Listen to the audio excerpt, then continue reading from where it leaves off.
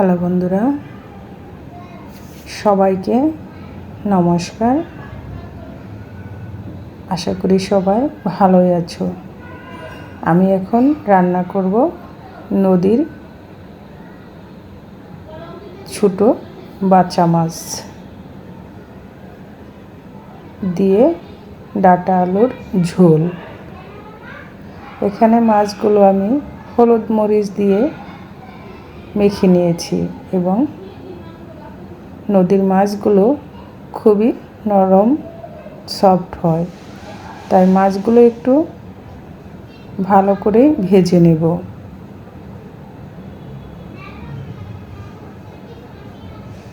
মাছগুলো ভাজা হয়ে গেলে চুলা থেকে নামিয়ে নেব।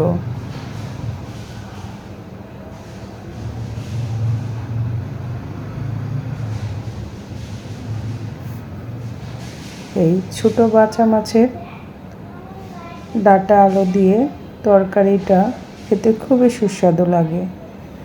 আমি এখানে দিয়ে দিয়েছি রসুন কুচি, পেঁয়াজ কুচি ও কাঁচামরিচ, আর এখানে দিয়ে দিলাম ডাঁটা আর আলু। স্বাদ মতো লবণ দিয়ে বেশ কিছুটা সময় ঢাকনা দিয়ে ঢেকে রান্না করে নেব। প্রায় 50% সিদ্ধ হয়ে যাবে। এভাবে ঢাকনাটা খুলে আবার নেড়ে চেড়ে দিচ্ছি। তবে ডাঁটা আলু দিয়ে মশলা ছাড়া এভাবে বেশ কিছুটা সময় নেড়ে চেড়ে কষিয়ে নিতে হবে। যখন দেখা যাবে সবজিটা অনেকটাই সিদ্ধ হয়ে আসছে, তখন দিয়ে দিতে হবে পরিমাণ মতো মশলা। আমি খুব হালকা মশলায় এই রেসিপিটা রান্না করব, আর হালকা মশলা দিয়ে ছোটো মাছের তরকারি খুবই সুস্বাদু লাগে। দিয়ে দিলাম হলুদ গুঁড়া আর শুকনো মরিচ গুঁড়া অল্প পরিমাণ দিয়ে এখন ভালো করে আবার কষিয়ে নেব।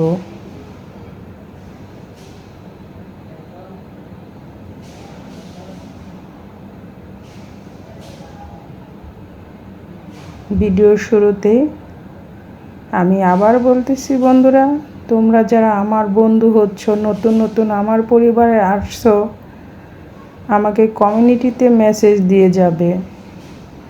প্লিজ কেউ ভিডিওতে কমেন্টস করবে না। পাশে বন্ধু হলাম, নতুন সাবস্ক্রাইব করে গেলাম, এসব কেউ লেখো না। প্লিজ কমিউনিটিতে একটা মেসেজ দিয়ে যেও, আমি ঠিক সময় তোমাদের পরিবারে চলে যাব। আমার সবজিটা কষানোর পরে দিয়ে দিলাম পরিমাণ মতো জল। তরকারিটা বলক চলে এসেছে, আসার পর ভেজে রাখা ছোট বাচ্চা মাছগুলো দিয়ে দিচ্ছি। নদীর মাছ মানে সুস্বাদু আর খেতে খুবই ভালো লাগে। আর স্বাদটা আরও বাড়াতে সাথে ডাঁটা আলু দিয়ে এভাবে হালকা ঝোল অল্প মশলা দিয়ে রান্না করে নিলে তো খেতে আরও সুস্বাদু হয়। এভাবে আমি বেশ কিছুটা সময় রান্না করে নিলাম। তরকারিটা প্রায় হয়ে আসছে, কারণ আমি ঝোল পুরাটা শুকাবো না, হালকা হালকা ঝোল থাকবে। যদি আমার রেসিপিটা তোমাদের ভালো লাগে তবে একবার বাসায় ট্রাই করে দেখবে। নামানোর আগে দিয়ে দিলাম জিরা গুঁড়া। জিরা গুঁড়া দিয়ে নেড়ে চেড়ে চুলা থেকে নামিয়ে নেব।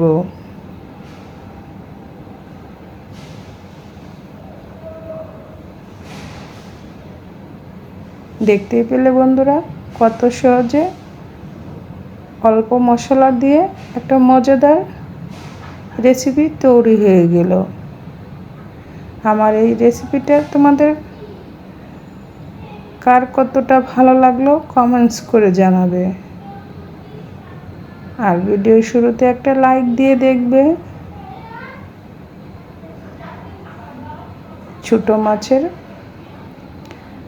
ডাঁটা আলু দিয়ে তরকারিটা হয়ে গিয়েছে। এখন চুলা থেকে নামিয়ে নেব।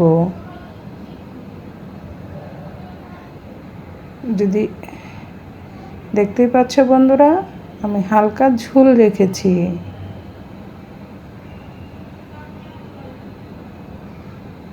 এই হচ্ছে ডাঁটা আলু দিয়ে বাছা মাছের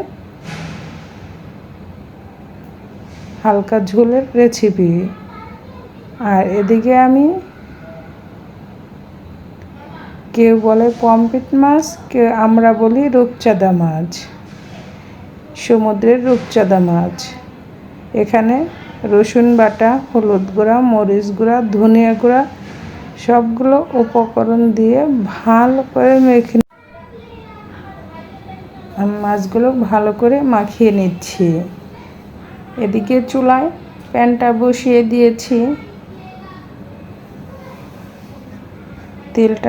প্যানটা খুব ভালো করে গরম করে নিতে হবে। তারপরে মেখে রাখা মাছগুলো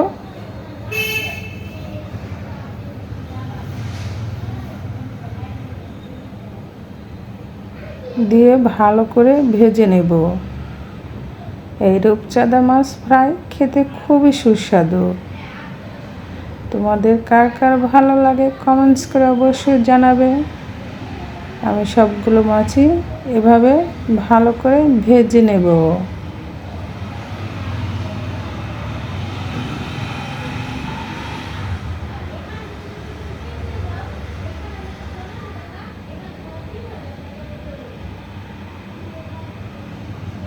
মাছগুলো ভাজা হয়ে গিয়েছে। আমি এখন চুলা থেকে নামিয়ে নেব। সবগুলো মাছই আমি এরকম করে ভেজে নামিয়ে নেব।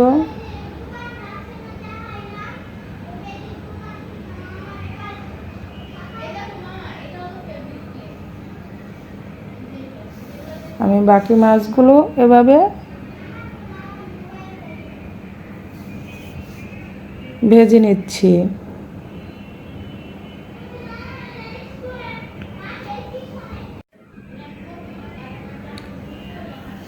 সবগুলো রূপচাঁদা মাছ ফ্রাই করা হয়ে গিয়েছে। চুলা থেকে নামিয়ে নেব। অবশিষ্ট তেলে দিয়ে দিচ্ছি দেশি আলু আর পেঁয়াজ কুচি, কাঁচামরিচ কুচি। আমি দেশি আলুগুলোকে চোচা সহ ভালো করে কুচিয়ে কেটে নিয়েছি। আর এখানে দিলাম হলুদ গুঁড়া, মরিচ গুঁড়া, ধনিয়া গুঁড়া।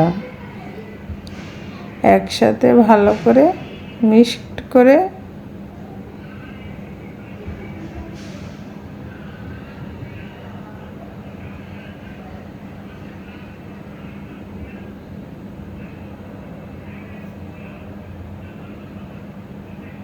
আমি আলু ভাজিগুলো এভাবে নেড়েচেড়ে বেশ কিছুটা সময় ভেজে নেব। গরম গরম ভাতের সাথে রূপচাঁদা মাছ ফ্রাই আর আলু ভাজি হলে সবাই চেটেপুটে খাবে।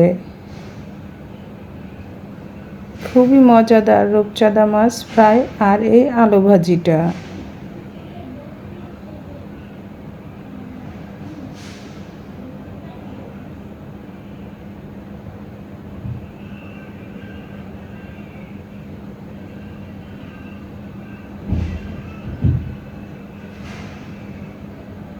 মাছগুলো ভেজে নামিয়ে নিয়েছি।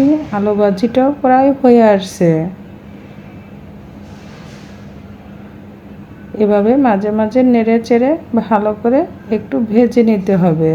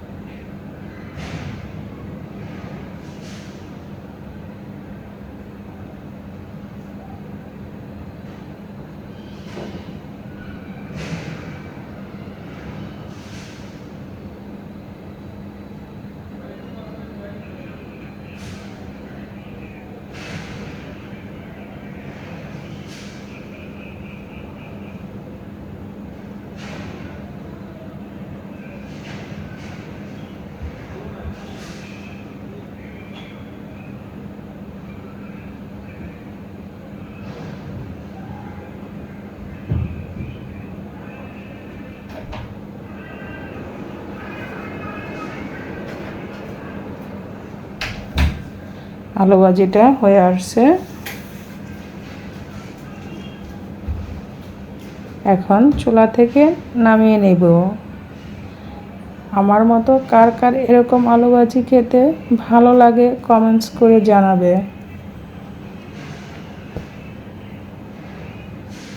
আলু ভাজিটা এক সাইড করে নিচ্ছি, তেলটা একটু ঝরিয়ে নেব।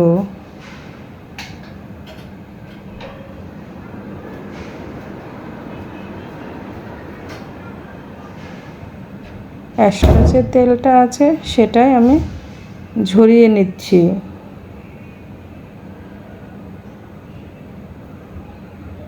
এখানে আমি প্লেটে বেড়ে সাজিয়ে নিয়েছি।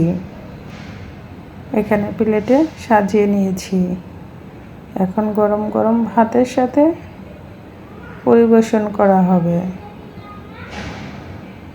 দেখতে পেলে বন্ধুরা, ভালো থেকো, সুস্থ থেকো।